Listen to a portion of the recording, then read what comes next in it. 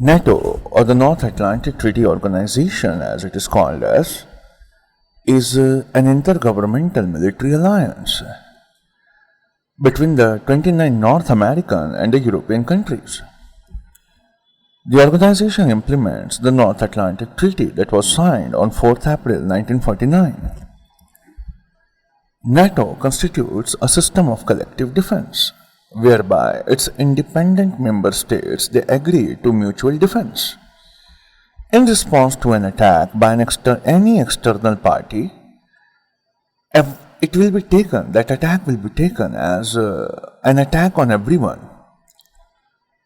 So, it is written in this particular Article 5 of the NATO Treaty, which says that the parties agree that an armed attack against one or more of them in Europe or North America shall be considered as an attack against them all, shall be considered as an attack on all of them.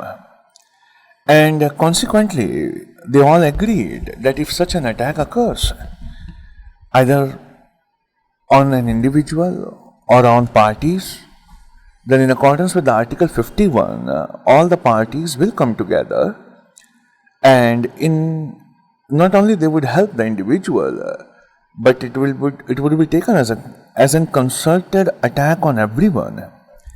And if such action is deemed necessary, they would use the armed force to restore and maintain the security of the North Atlantic area.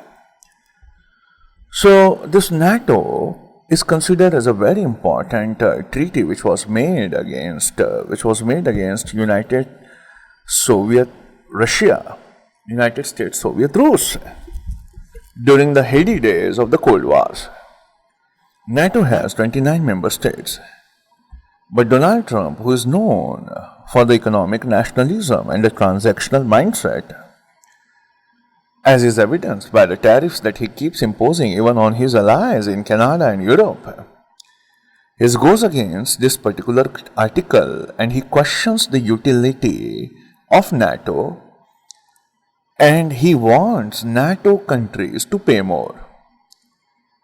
He wants that all the other nations participating in NATO and contributing very less part of their GDP,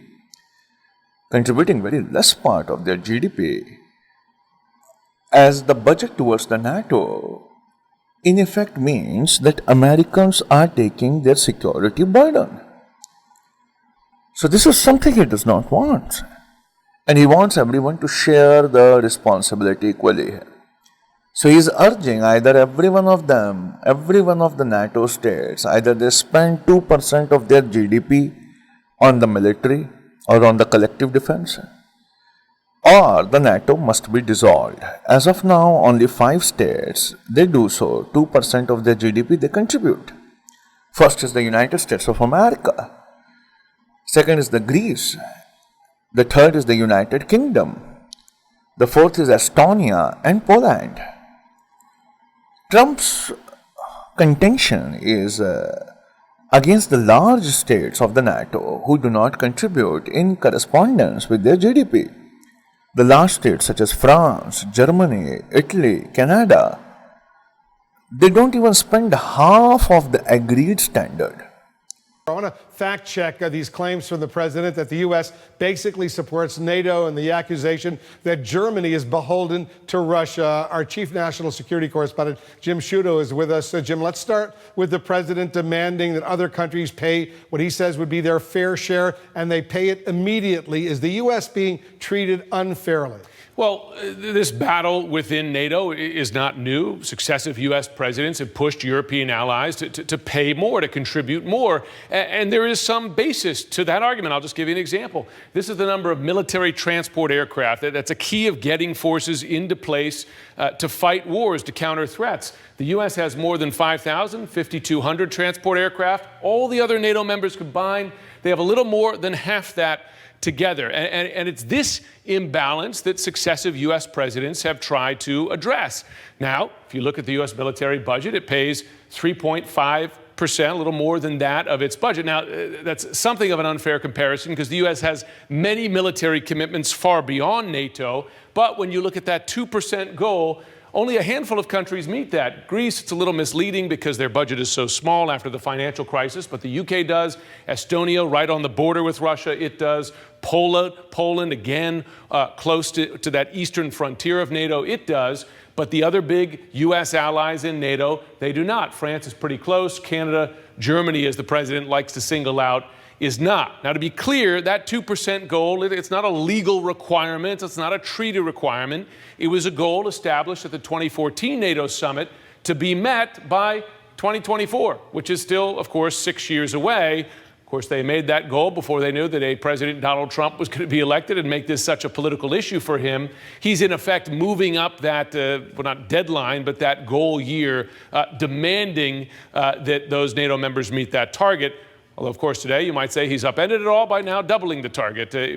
Clearly not a serious request, but the president has made it. Yeah, he says it's not good enough, 2%. It's got to be 4%, which clearly is not going to happen. What about the claims from the president that Germany is what he calls a captive of Russia? What's he referring to? Well, he's referring to the fact that Germany, and frankly, a whole bunch of European countries depend on Russia for natural gas. Germany, in its case, gets about a third of its natural gas from Russia, another third from Norway, a little less than a third from Netherlands. If you look at the rest of Europe, it's not that far out of whack. I mean, after all, Europe is close to Russia. Russia produces a lot of natural gas. The whole European Union, a little more than a third, again, Norway, and some from across the Mediterranean in Algeria. Big driving factor here is cost. These countries, after Russia invaded Ukraine, they said, listen, we're going to buy less Russian gas. We want to be less dependent on it. But the fact is that the price of Russian gas has gone down. They've been buying more of it. And a lot of that is an economic factor. I will say this, U.S. natural gas producers, they are desperate to sell U.S. natural gas to Europe. They would love to. The trouble is, there's no pipeline from here to there, so you have to liquefy it, take it across in big ships. That costs a lot of money. They just can't compete with the cheap gas coming across the border from Russia. So these countries simply are not paying their share of the NATO expenses. Canada, for example, delegates just 1.02% of its GDP towards its military. There is a reason for it because Canada feels very safe from the rest of the world. So Trump is now questioning the military spending of the NATO organization, and he is linking the question of military spending to the trade negotiations. Until now, the US has been the anchor of Western military expansion across the globe. And the US, they spend more on their military than any other country in the world. So it is relied upon by the Western powers when they want to exert themselves, whether in the South China Sea or in the Caribbean Sea or in the West Asia or Afghanistan or Libya, everywhere the US is meddled. US has meddled. So it is the US that effectively dominates the NATO mission in Afghanistan, and it was the US that ran the bulk of the bombing runs against Syria and Yemen and Libya and the Iraq war. And all these things have made Americans, slowly their economy is verging towards the close of bankruptcy. And that is the primary reason the United States of America, even after its bombers, they took over the sky. In the very last second, the decision to bomb Iran was cancelled by the bumbling Trump, because the Trump who has